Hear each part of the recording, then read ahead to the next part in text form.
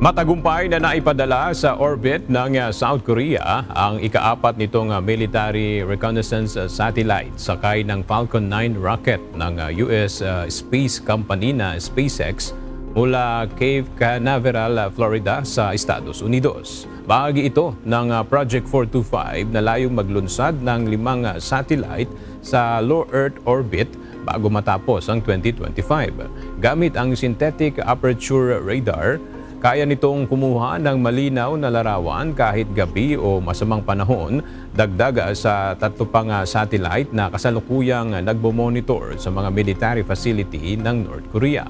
Kapag aktibo na ang lahat ng 5 satellite, inaasahang mababantayan nito ang mga military activity sa Pyongyang kada 2 oras. Gayunman, sa kabila ng mga bigong launches ng North Korea sa sarili nitong satellite, pinangangambahang makatanggap ito ng technical na tulong mula sa Russia.